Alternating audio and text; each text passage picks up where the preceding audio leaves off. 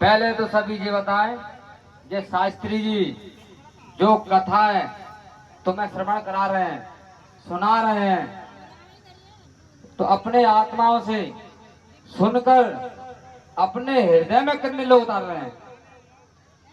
कई सभी सुन के यही छोड़ जा रहे हैं। जितने लोग जो शास्त्री तुम्हें कथा है ज्ञान की, जो चर्चा है ज्ञान की, जो अमृतमयी कथा है तुम्हें सुना रहे हैं, इसका ज्ञान लेकर अपने जीवन में अपने हृदय में कितने लोग उतार के अपने पास रख रहे हैं, वो हाथ ऊपर कर रहे हैं? सभी लोग। तो जाहिर सी बात है, अगर सभी लोग इसे हृदय में अपने जीवन में उतार रहे हैं तो जाहिर सी बात है, अभी शास्त्री ने बोला था घर में माता बहनें झगड़ा करती हैं, सास बहू में झगड़ा होता है, तो जाहिर सी बात है क्या घर का कलेश तो मिट ही जाएगा, कुछ मिटे ना मिटे, कंगाली मिटे ना मिटे, लेकिन झगड़ा तो मिट ही जाएगा। दूसरी बात शास्त्री ने भी एक और बात बोली थी।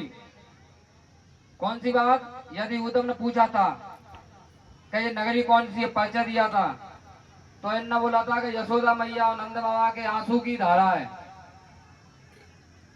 यशोदा मैया के आंसुओं की धारा है। जैसे वो एक बच्चे की या दो बच्चे की माँ थी, तुम तो सभी एक या दो बच्चे की माँ है, लेकिन वो तो तीनों लोग त्रिलोकीनाथ भगवान की माँ थी। तो उनके आंसुओं की अगर धारा बह सकती है तो तुम्हारे मन में, तुम्हारे हृदय में, तुम्हारे जीवन में अपने बच्चों के लिए प्रेम तो बह ही सकता है, बहू के लिए प्रेम तो बह ही सकता है। इतना तो तुम कर ही सकती हो आज के युग में, कलयुग में। दूसरी बात, जहां जहां जो भागवत का श्रवण कथाएं होती हैं, जो कराते हैं, वहां भगवान का वास तो होता ही है, भगवान का वास तो होता ही होता है, लेकिन वहां ज्ञान का भी एक सागर होता है जो कि घर बैठे नहीं मिलता है। आज की महिला, कुछ महिला ऐसी होती हैं जो सोचती हैं घर में सुनने को मिल जाए। उन्हें पता है अगले जन्म में किसका जन्म मिलता है, चुपगुली का। जैसे चुपगुली घर से बाहर नहीं निकलती, अगर एक दीवार से भागेंगे तो दूसरी दीवार पहुंच जाएगी, दूसरी दीवार से हटाएंगे तो तीसरी पहुंच जाएगी, लेकिन वो रूम गहवरा से बाहर नहीं निकलेगी।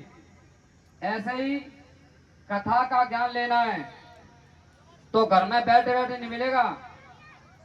जहां जहां भागवत श्रवण हो रहे हैं, कथा हो रही हैं, वहां जाके ज्ञान लेना पड़ेगा। और ज्ञान लेकर अर्थ ये नहीं है कि यहाँ सुन लिया और यहीं उठ के कपड़े जला के यहीं छोड़ दिया।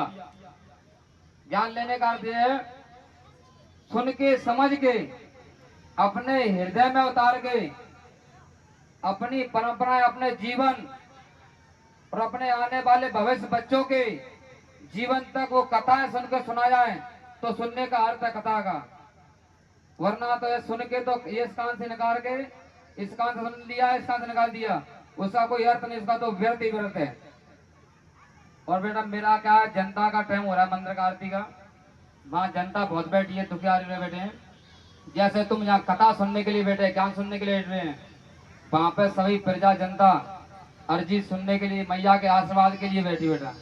तो आज बस मैं इतना ही कहना चाहूंगा। और मैं एक इस परिवार के लिए मैया की तरफ से और मैया का आशीर्वाद देना चाहूंगा कि ऐसे ही हर परिवार में, हर समाज में, हर क्षेत्र में मैया की कृपा, भगवान की कृपा